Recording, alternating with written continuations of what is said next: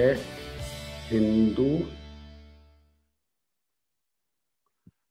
Undivided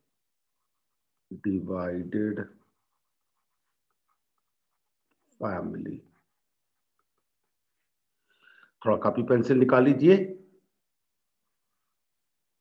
और इसको note करना शुरू कर दीजिए।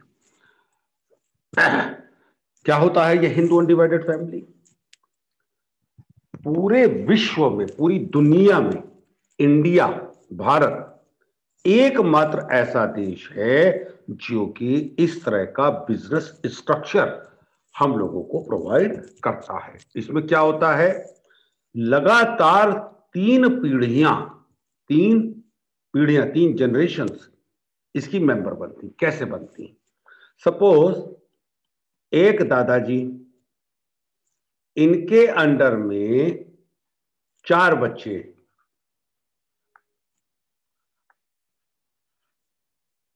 दादाजी पहली पीढ़ी, बच्चे दूसरी पीढ़ी, इनके अंडर में सपोज सबके 2-2 बच्चे,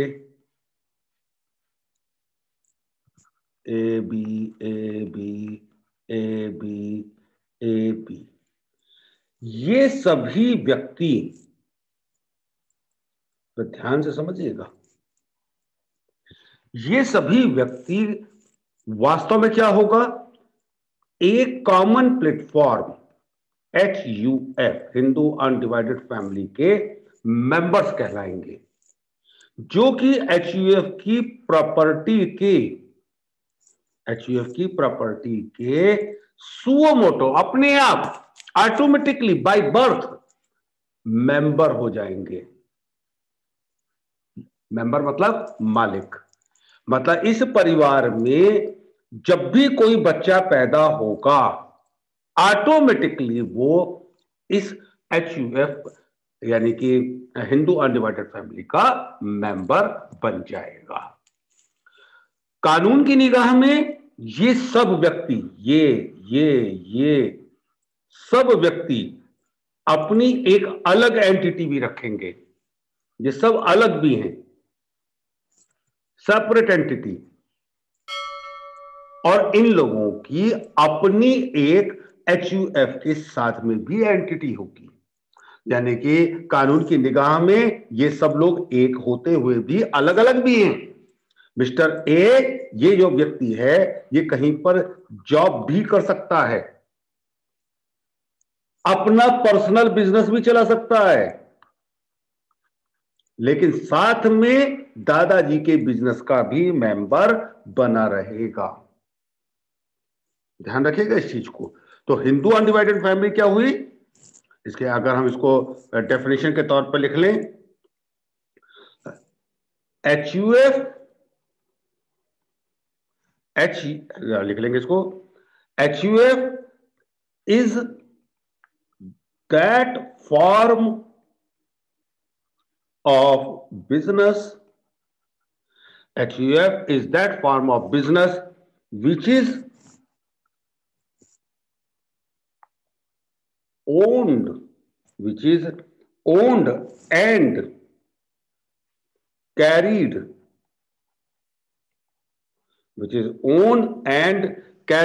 on jointly by the members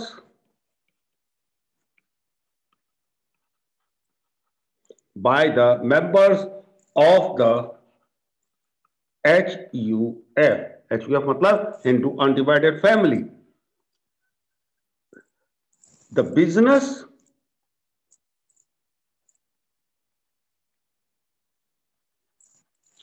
is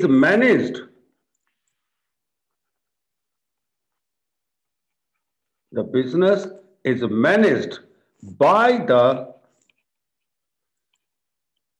head of family,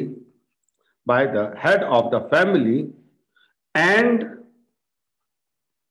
he is called Karta. He is called Karta. However, all the members However, all the members hold equal, all the members of the, or however, all the members hold equal ownership,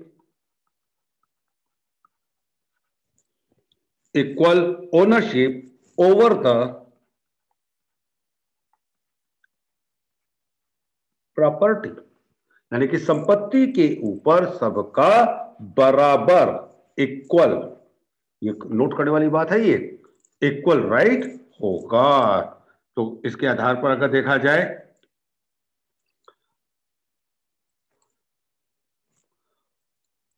formation कैसे बनेगी?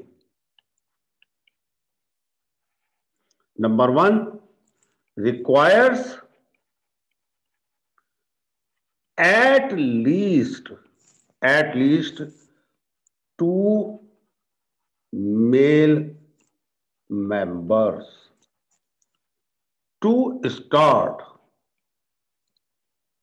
शुरू करने के लिए कम से कम 2 male members की आवश्यकता पड़ेगी। Number 2 ancestral property,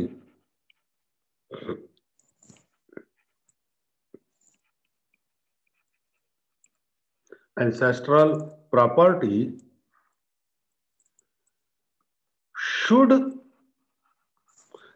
property should have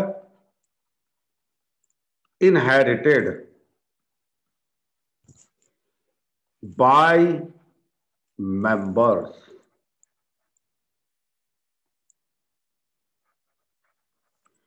ancestors property जो है वो आपकी लाई जानी चाहिए, यानी कि बाप दादाओं की जो संपत्ति है वो पूरी की पूरी एचयूएफ में आ जाएगी। यहां पर ध्यान रखिएगा, जो करता है वहां से लागू होगा ये नियम।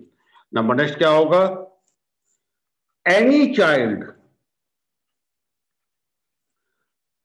टेकिंग बर्थ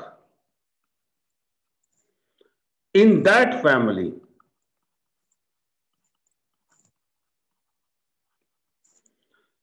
will become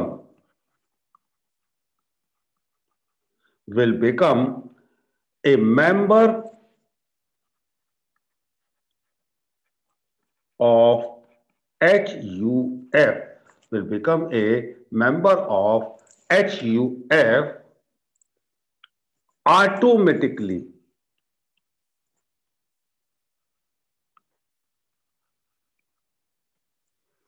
अपने आप, जैसे ही कोई भी बच्चा पैदा होगा, यहां पर यह ध्यान रखिएगा मैंने चाइल्ड की बात की है, मेल चाइल्ड या फीमेल चाइल्ड की बात नहीं कही है।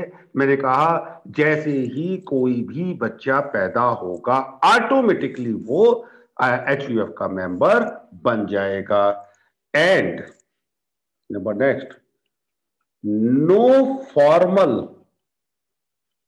रिक्वायरमेंट ऑफ एग्रीमेंट, कोई कागजी कार्यवाही नहीं करनी है, बच्चा पैदा हुआ और एचयूएफ का मेंबर बन गया, बस खत्म। उसका पैदा होना ही काफी है, कोई कागज, कोई लीगल रिक्वायरमेंट, कोई स्टाम्प पेपर कुछ नहीं चाहिए। नंबर नेक्स्ट क्या होगा? Limited liability of the members. अभी जैसे मैंने आपको बताया, यहां पर क्या था? दादाजी थे, बेटा जी थे, पोता जी थे। इन जितने भी आपके ये मेंबर्स हैं, ये मेंबर्स हुए, इन मेंबर्स की लायबिलिटी लिमिटेड होगी, यानी कि जितना इन्होंने बिजनेस में कंट्रीब्यूट किया, अगर किया, यहां पे ध्यान रखिएगा, बिजनेस में कंट्रीब्यूट किया, साथ में शब्द क्या लगाया?